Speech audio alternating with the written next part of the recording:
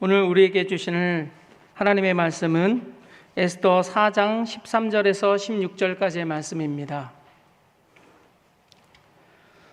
에스더서 4장 13절에서 16절까지의 말씀을 다 같이 합독하시겠습니다. 모르드게가 그를 시켜 에스더에게 회답하되 너는 왕궁에 있으니 모든 유다인 중에 홀로 목숨을 건지리라 생각하지 말라. 이때에 내가 만일 잠잠하여 말이 없으면 유다인은 다른 데로 말미암아 노임과 구원을 얻으려니와 너와 내 아버지 집은 멸망하리라. 내가 왕후의 자리를 얻은 것이 이때를 위함이 아닌지 누가 알겠느냐니. 에스더가 모르드게에게 회답하여 이르되 당신은 가서 수산에 있는 유다인을 다 모으고 나를 위하여 금식하되 밤낮 3일을 먹지 말고 마시지도 마소서. 나도 나의 시녀와 더불어 이렇게 금식한 후에 규례를 어기고 왕에게 나아가리니 죽으면 죽으리이다 하니라. 아멘. 자, 저는 오늘 수단과 목적이라는 제목으로 말씀을 전하고자 합니다. 하루는 예수님께서 갈릴리와 사마리아 사이의 한 마을을 지나실 때 멀리서 들리는 나병 환자들의 외침이 있었습니다. 예수 선생님이여, 우리를 불쌍히 여기소서, 우리를 불쌍히 여기소서. 큰 소리로 가까이 오지는 못하고 멀리서 소리를 질렀을 때 주께서 그 말씀을 들으신 후에 하신 말씀이 가서 제사장들에게 너희 몸을 보여라 으셨어요. 이 말씀은 뭐냐? 너희들이 지금 나병에 걸려있는 환자들이지만 믿음으로 제사장을 향해서 가면은 너는 그 제사장을 통해서 네가 병 고침 받았다는 사실을 확인하게 될 것이다. 이 뜻이에요. 왜? 레위기 14장 2절에 보니까 가서 나병 환자들을 정결하게 되는 그런 규례가 이런 것이니 곧 그 사람은 제사장에게로 가서 이 사람의 병에서 고침받았다는 사실을 확인하고 과정에 들어가고 그 다음에 사회로 복귀할지어다 이거예요. 그때 당시에 제사장은 의사 역할도 했었던 것 같습니다. 거기서는 그 뒤에 보면은 완치된 이후에 하나님 앞에 드려야 될 제사의 규례가 쫙 나와 있어요. 그들이 가다가 도중에 온몸이 깨끗하게 치료받았다는 사실을 깨달았어요. 여러분들 얼마나 그동안 고통받았겠어요. 얼마나 버림받았다는 그 고통 때문에 괴로움이 있었겠어요.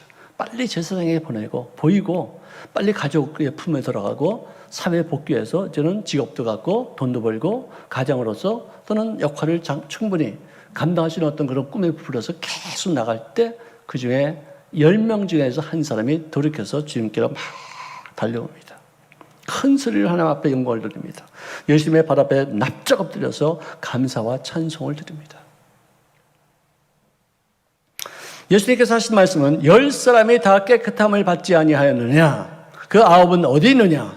이 이방인 외에는 하나님께 영광을 돌리려 온 자가 없냐? 말씀하셨어요. 이 돌아온 사람은 사람들에게 천대받았던, 건강할 때부터 짓밟힘을 당했던, 인권을 유린당했던 사마리아인이었었어요. 근데 그는 병고침 받는 것이 목적이 아니라 병고침 받게 하신 그분 앞에 나가 예배하고 경배하고 감사를 표하는 것을 삶의 목표로 삼았던 사람. 다른 9명은 고침받았으니 나는 더 이상 이 사람 만날 필요도 없어. 나는 빨리 가서 가족에게 회복을 전하고 나는 이제 다시 정상적인 삶을 사는 것. 이게 내 목적이야. 삶의 목적이 그것이었었어요. 근데 이 나병 환자 사마리아인은 신의를 수단으로 삼아서 하나님과의 관계 회복을 목적으로 이루는 거예요. 가라! 내 믿음이 너를 구원하였느니라. 여기서의 구원은 나병 환자가 깨끗한 피부가 되어져서 구원받은 것뿐만 아니라 가난과 질병과 또 저주에서부터 사망으로부터 무엇보다도 영혼의 구원받은 것을 말씀해 주고 있어요. 하나님과의 관계가 회복됐다는 얘기예요. 나를 고치신 분은 하나님이라는 사실을 인정하는 거예요. 그분이 나를 불쌍히 여기신 바 되어 은혜를 베풀어 주셔서 이렇게 고침받았다는 사실. 그래서 이 일을 이루신 하나님과의 관계. 병원은요, 의사와의 관계가 아닙니다. 의사를 통해서 내가 병 고침 받은 거, 이것이 되기 때문에 고침받으면 병원 갈 필요 없어요. 의사 또 만날 필요도 없어요. 근데 교회에서는 뭐냐? 나를 만드신 하나님, 나를 치료하신 하나님, 나를 온전케 하시는 하나님과의 계속적인 관계를 갖기 위해서 교회는 병 고침 받고도 기도 응답 받고도 계속 나오는 거예요. 할렐루야. 병원과 교회의 차이가 이거예요. 여러분, 오늘 본문 말씀에 아하수에로 왕의 대신이었던 하만이라는 사람이 나와요. 이 사람은 폭군이에요. 장군이 되어서 교만하기 그지없는 그런 악한 사람이었었어요. 모든 사람이 자기에게 절하는 걸 기뻐해서 어그적거리고 절하는 놈들은 벌하고 그랬는데, 유대인 중에서 이 모르두게라는 사람만 절하기를 거부합니다. 그래서 그는 악한 마음을 품고서 이 사람이 속해 있는 유대인 전체를 다 멸절시키겠다는 어떤 그런 음모를 꾸며서 왕에게 진언을 합니다. 왕 앞에, 왕 외에 다른 대상을 숭배하거나 경배하면은 그 사람들을 전부 다 죽입시다.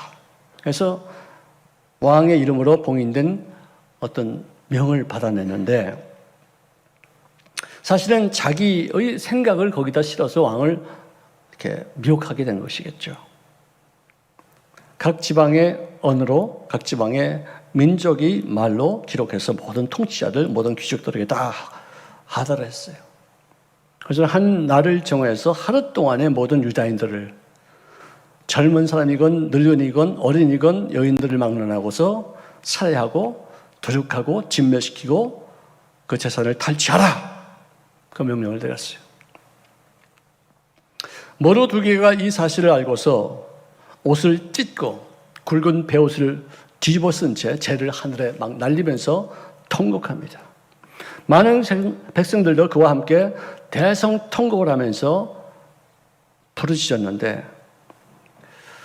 마침 그 왕의 전번 왕비가 왕에게 심히 큰 상처를 줌으로 인해서 그녀가 폐위당하고 새로운 왕비를 택했는데, 그 왕비가 모르두게의 사촌 여동생 에스더였었어요. 에스더에게 이 현 상황을 자세히 해서 사람들을 보내가지고 알리게 됩니다. 너는 왕에게 나가라. 죽게 된 우리 민족을 구할 수 있도록 네가 좀 애를 좀 써라. 했을 때 그녀에게서 온 그 전가를 보니까, 내가 왕에게 부르심 받지 않고 나아가다가 자칫하면 난 죽을 수도 있습니다. 했더니 다시 편지를 보내기를, 이때 내가 만약에 잠잠하면은 유다인은 하나님의 택한 선민이기에 반드시 하나님은 그를 구원시키기 위해서 다른 사람을 사용하시겠지만, 이럴 때 네가 잠잠한 그 죄가로 너와 너희 집안은 망하리라. 내가 왕후의 자리를 얻은 것이 바로 이때를 위함이 아니냐. 단단하게 꾸짖었어요. 네가 왕비가 된 것이 네 인생의 목적이냐? 아니면 그 위치를 활용해서 죽어가는 백성들, 멸망당할 수밖에 없는 너희 민족을 살리는 데 쓰임받을 수 있는 도구로 사용할 수 없겠느냐? 이거 아니겠어요? 그랬을 때 그 말을 듣고 충격을 받아서 에서는 오빠에게 전화를 보냅니다. 유다인들을 다 모십시오. 저를 위해서 밤낮 3일 동안을 먹지도 말고 마시지도 말고 금식으로 기도하시옵소서. 저도 금식하겠습니다. 규례를 어기고 왕께 나가겠습니다. 만약에 거기서 왕이 금규례를 내보내지 않으면 나는 거기서 죽는데 죽겠습니다. 그래서 금식합니다. 3일 이상 금식하면은요, 피부가 고와져요. 얼굴에서 광채가 나요. 뽀해요. 그녀는 얼마나 아름다웠는지 왕비로 선택을 받을 수 있을 정도였는데, 속 사람까지도 깨끗하고 순수하고 죽겠다는 어떤 각오를 하고서 다 나갈 때 그 의연함과 그 비상함과 그 금식하면서 하나님과 더불어 깊은 영적인 교제를 하고 났을 때 오는 그 찬란한 얼굴이 안 비쳤을 것 같아요. 저도 그런 얼굴 많이 봤어요. 특히 설교하면서 보면 저기서 확 광채가 날 때가 있어요. 저쪽에서 확 광채가 나요. 여러분들은 못 보시죠? 야고보시죠? 저는 그거 많이 봐요. 너무너무 황홀해요. 정말 뻔해요. 이런 극지 아름다움을 보았던 왕은 너무나도 기뻤어요. 그녀에게 왕비시여 웬일로 저를 찾으셨습니까?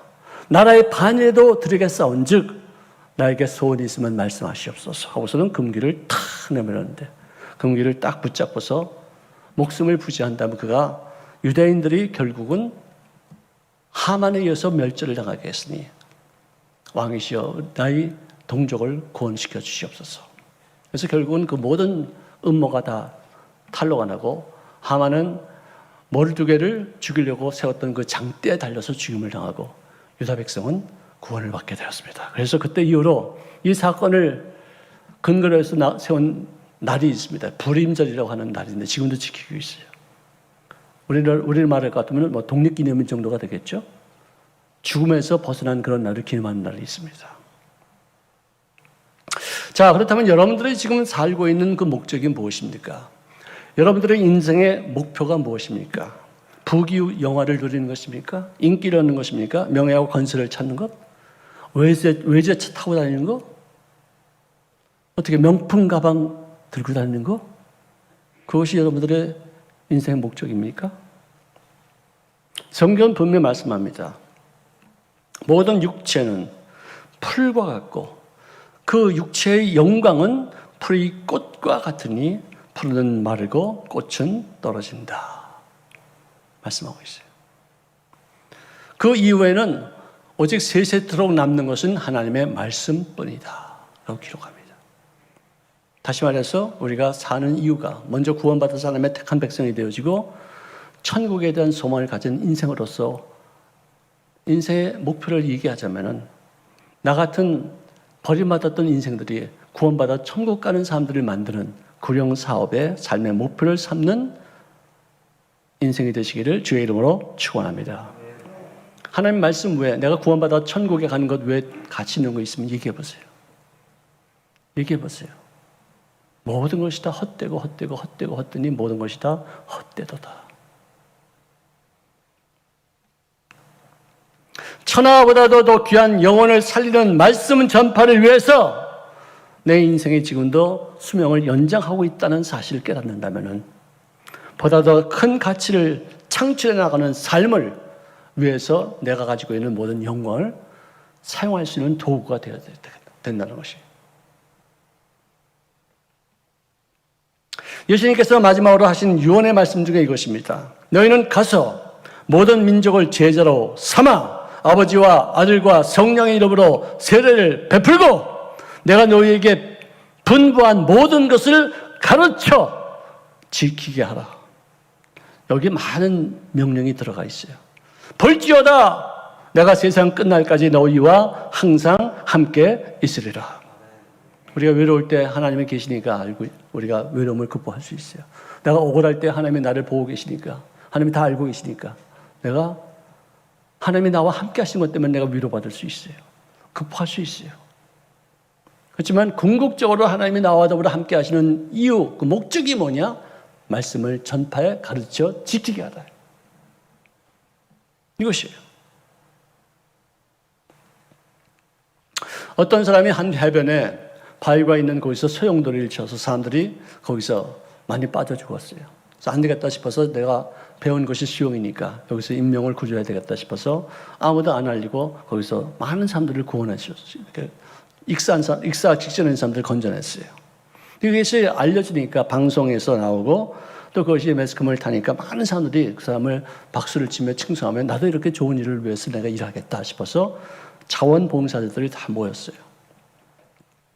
자, 물에 빠진 사람들을 건지는데 많은 사람들이 모이니까 이제는 자기 일도 좀 분담이 되어지고 몇 날 몇 시부터 몇 시까지는 누가 하고 몇 날 몇 시부터 몇 시까지는 누가 지키고 이렇게 팀을 짜고 이렇게 순서를 정하게 되었어요. 그래서 또 많은 사람들이 구원받았어요. 근데 그것이 점점 커지고 나니까 사무실도 생겨야 되고 또 건축물도 있어야 되고 또 그걸 관리해야 되고 친교부사가 필요합니다. 왜? 일을 하는 사람들은 거기서 일하지만 또 쉬는 사람들은 여기서 또 친교도 하고 또 음식도 먹고 또 쉼도 가져야 되니까 운영과 이 관리가 필요한 거예요. 여기에 사람들이 경쟁을 하는 거예요. 내가 이 일을 내가 맡겠다. 일은 내가 하겠다. 서로 싸우고 서로 물고 서로 찢고 누가 높은 자리에 올라가느냐. 아주 이게 생명을 구원하는 어떤 그런 이 좋은 뜻으로 출발한 이 단체가 이상한 길로 막 가는 거예요. 그래서 맨 처음에 익사 직전의 사람들을 구조하기 위해서 홀로 뛰었던 그 사람이 이제는 여기서는 내가 할 일이 없구나. 여기는 목표가 변질이 되었어. 떠나자 해서 다른 곳에 가서 거기서 인명구조자들을 조직해서 일을 하게 됐다는 얘기를 제가 들었어요. 교회도 마찬가지입니다. 구원받은 사람들이 모여서 나같이 구원받은 사람들을 만들어가는 곳이 교회예요. 물에 빠진 사람들, 지옥에 갈 사람들 건져내는 것이 인명구조도 아니겠어요?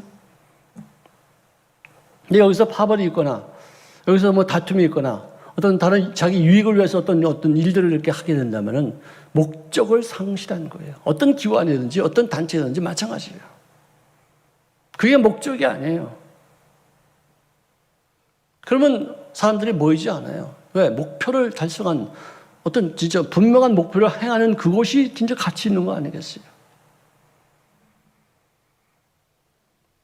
여러분들, 북한에서 탈북한 사람들이 맨 처음에 와서 너무너무 놀라는 거예요. 황홀해하는 거예요. 탈북하면서 겪었던 그 모든 과정이 얼마나 비참하고 얼마나 무섭고 얼마나 위험하고 얼마나 많은 희생이 있었는데, 그래서는 하나님을 만난 사람도 있고 하나님을 만나지 못한 사람들이 있지만 어쨌든 일단 남한에 와서 국정원에 들어가서 하나원에 들어가서 교육을 받습니다. 자, 그런데 맨 처음에 그들이 비행기를 타고서 공항에 딱 도착하자마자 기겁을 하는 거예요. 어떻게 이렇게 아름다운 이렇게 큰 공항이 있을 수 있느냐. 그리고 새벽에 도착한 사람들, 밤에 도착한 사람들, 그 불빛이 얼마나 환한지. 저도 평양 가서 4박 5일 있어 봤어요. 캄캄해요. 평양이 캄캄할 정도면 시골은 진짜 깜깜할 거예요.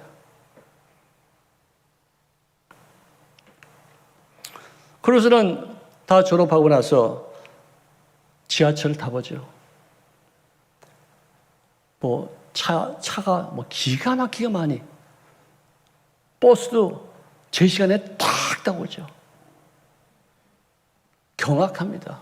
뒤집어집니다. 의식주가 해결됩니다. 아파트까지 국가에서 제공합니다. 이제는 내가 탈북하기 위해서 헤어졌던 가족들을 그렇게 눈물겨워 그리워하는 거예요.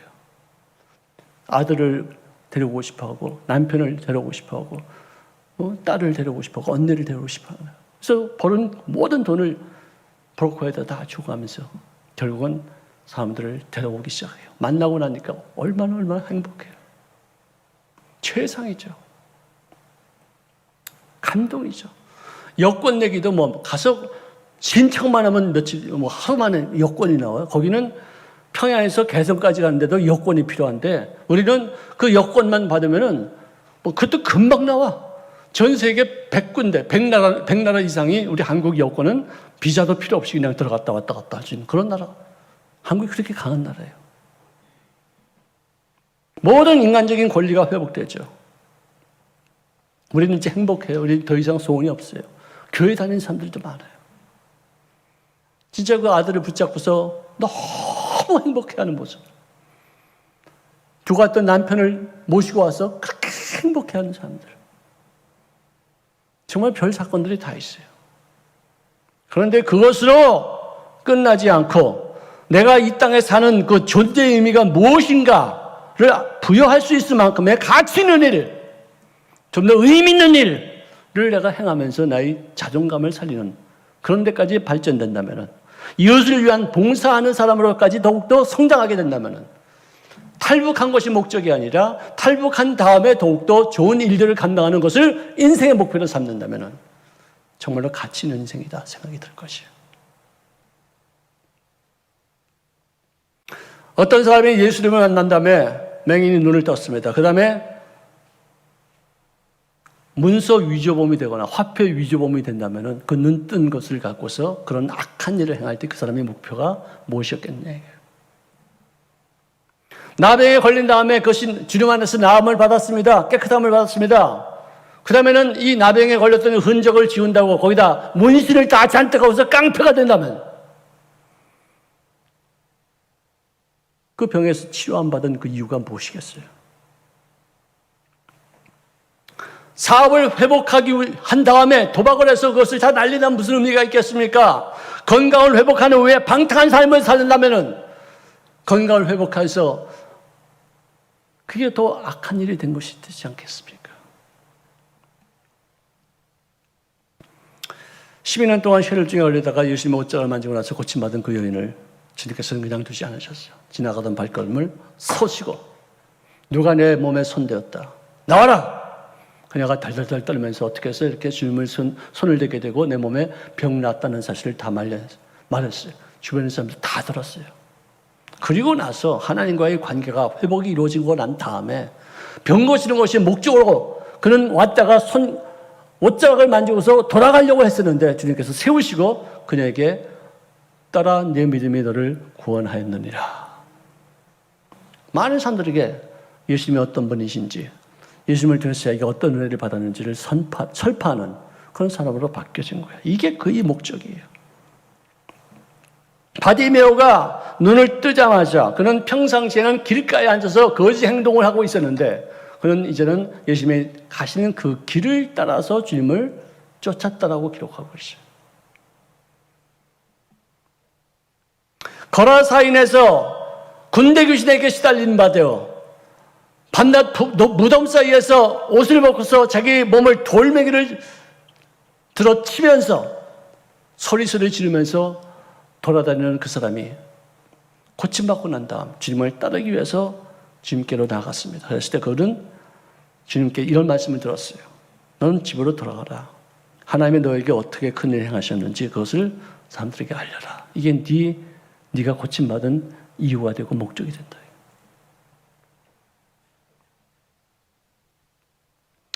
오래전 영화 곡성이라는 영화가 있었습니다. 거기 나오는 명대사 우리 모두가 다 기억합니다. 무엇이 중요한디? 무엇이 중요한디? 따라합시다. 무엇이 중요한디? 뭐가 중요해? 뭐가 우리 인생의 프라이버시, 프라이어리티예요. 우선순위가 뭐냐 이거예요. 그걸 모르니까 분별력이 없으니까 미혹당하는 거예요. 절대 현혹되지 마세요. 이 두 말이에요. 절대 현혹되지 마세요. 무엇이 중요한지를 알면은 흔들리지 않아. 근데 무엇이 중요한지 몰라. 삶의 이 프라이어리티, 우선순위가 결정되지 않으니까 이리 쏠리고 저리 쏠리고 막 휘둘림 당하는 거예요.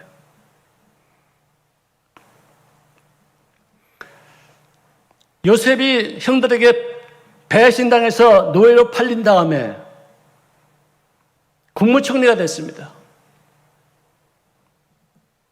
형들이 무서워하면서 덜덜 떨면서 원수 갚을 것인가, 우리들의 목숨을 지는 파리같이 지는 다 사라질 것이라는 그런 두려움 속에 떨고 있을 때 당신들이 나를 이곳에 팔았다고 해서 근심하고 한탄하지 마시옵소서. 하나님이 당신들의 손에 의해서 나를 팔게 한 그 이유가, 그리고 내가 국무총리가 된 그런 목적이 당신들에게 해코지하고 원수 갚기 위해 그것이 아닙니다. 하나님이 오늘날 많은 생명들을 먼저 구원하기 위해서 당신들보다도 나를 이곳에 미리 보내신 뿐인 것이니까 하나님, 우리가 나에게 허락하신 이 국무총리의 어떤 그 직분은 해코지하기 위해서, 나에게 상처 준 사람들에게 원수 갚기 위해서 이렇게 주신 것이 아닙니다. 이 요셉은 정말 탁월한 사람이었어요. 어떤 사람이 탈북하고 나서 간증하는데 이런 말을 해요. 하나님 앞에 자기는 감사하대. 북한에서 태어나게 한 것 감사하대. 그래서 이게 무슨 말인가 했더니 내가 만약에 남한에 태어났다면 모든 것이 풍요로워서 하나님을 필요로 하지도 않았을 것이다. 북한에 태어나서 너무 찢어지게 가난하고 집안 식구들 살리기 위해서 내가 탈북해서 중국에서 이렇게 살다가 또 잡혀가지고 또 북한에 또 갔다가 5년형 받고서 감옥 쓰야 하다가 추록하는 그날 또 탈북 시도해서 또 잡혔대요. 그 엄청난 시련을 겪으면서 결국은 와가지고 자기 부모님까지도 모셔다 놓고서 살고 보니까 모든 것이 다 하나님의 계획이요, 은혜요, 하나님의 섭리가 있었다는 것이에요. 누가 이 말 한마디 해줬대요. 네가 소원한 것, 네가 답답한 것, 네가 괴로운 것 있으면 하늘에 대고서 기도하라. 그 대신에 꼭 예수님의 이름으로 기도합니다라는 것을 잊지 말고 꼭 기도하라 그러더래요. 너무나도 힘들고 어려우니까 막 탄식하고 뭐 그 말이 생각이 나죠. 막 하늘에 있는 뭐 신이 계시다면 나를 좀 구해달라고 막 몸부림치고 수없이 이렇게 했는데 응답이 안 되더래. 근데 갑자기 생각해보니까 예수 이름으로 기도를 안 했더래. 그래서 예수 이름으로 기도합니다. 잊어버릴까봐 미리 예수 이름으로 기도합니다. 그러고서 그 다음에 딱 막 하고서 예수 이름으로 기도합니다. 그것도 많이 했는데 그 다음부터 나중에 보니까 자기 인생이 하나님의 내가 기도한 것 그대로 다 이루어졌더래. 이 땅에서 가족과 더불어 함께 자유롭게 사는 것이 목적이 아니라 그렇게 하신 하나님의 은혜를 전하는 것이 나의 인생의 목적입니다. 바울이 로마 시민권을 얻었었는데 그를 결박하던 그래서 그를 신문하던 그 천부장이 묻습니다. 네가 로마 사람이냐? 그러니까 그러하다. 나는 돈을 많이 들여서 이 시민권을 얻었는데 다시 말해서 내 인생은 돈 많이 벌어서 이 시민권을 얻는 것이 내 인생의 목적이었다. 그런데 미국 국적이 있으면요, 한국 땅에서 살다가도 전쟁 나면 비행기 수십 대가 와가지고 미국 사람들 다 걷어갑니다. 태워서 보냅니다. 그만큼 엄청난 특권이 있어요. 미국 여권을 갖고 있으면. 그 일을 위해서 돈을 그렇게 많이 주고도 그 유익을 얻기 위해서 이렇게 시민권을 산 거예요. 근데 바울이 하는 말이 너는 돈 주고 샀지 나는 나면서부터 로마 시민권이야. 그런데 이 로마 시민권 얻는 게 내 목적이 아니고 이것을 활용해서 로마 사람들에게 말씀을 전하는 것, 복음을 전파하는 것, 세계 중심에서 말씀이 전파돼야지만 전 세계가 복음화될 수 있다는 것이야. 그는 그렇게 생각했다는 거예요. 교회에 와서 친교를 목적으로 삼는다거나 자기 어떤 실력을 과시하는 것을 남들에게 보여주기 위해서 교회를 다닌다거나 자기 개인적인 유익을 추구하기 위해서 교회를 다니는 것이라면 자기 만족을 위해서 봉사하는 것이 목적이 된다면 그것은 목적과 수단이 바뀐 거예요. 그들이 참 목표는 교회 다니는 참 목표는 하나님 앞에 예배를 드리는 것이고 그분이 주시는 말씀을 내가 받아들이는 것이고 그를 통해서 내 몸을 하나님의 원하시는 바의 뜻을 따라서 헌신하는 삶을 통해 천국에 갔을 때 거기서 받는 상급이 내 인생의 목표인 줄로 믿습니다. 바울은 고린도전서 9장 19절에 이렇게 말합니다. 내가 모든 사람에게서 자유로우나 스스로 모든 사람에게 종이 된 것은 더 많은 사람들을 얻고자 함이라고 기록합니다. 내가 자유하지만 내가 왜 너희들이 종이 되느냐? 자유롭게 되는 것이 내 인생의 목적이 아니라 내가 다시 종이 되어서라도 너희들을 구원시킬 수 있다면 그것이 내 인생의 목적이다. 이거예요. 형제들아, 너희가 자유를 위하여 부르심을 입었으나 그 자유로 육체의 교회를 삼지 말고 오직 사랑으로 서로 종노릇하라. 너희는 자유가 있으나 그 자유로 악을 커버하고 숨기고 감추는 데 사용하지 말고 오직 하나님의 종과 같이 하라. 기록하고 있어요. 하나님께서 우리들의 마음속에 소원을 주십니다. 꿈과 비전을 주십니다. 왜? 당신의 기뻐하시는 일을 이루기 위해서. 열정을 갖고서 타인들, 남을 성공시키는 사람으로 만들어가기 위해서. 우리에게 많은 역경과 상처와 아픔을 주시는 거예요. 이기적인 삶에서 벗어나라 이거예요. 이타적인 삶을 살아라. 그것이 네 인생의 가장 큰 성공이다. 우리를 진짜 우리 예수 믿는 사람답게 삽시다. 교회가 존경받는 사람들이 모이는 곳이 돼야지 사람들에게 칭송받아요. 내 유익을 위해서, 내 영달을 이루기 위해서 하나님을 이용하는 자가 되지 말고 하나님의 영광을 위해서 내가 주님 앞에 쓰임받는 도구로서의 역할을 감당할 수 있기를 주의 이름으로 축원합니다.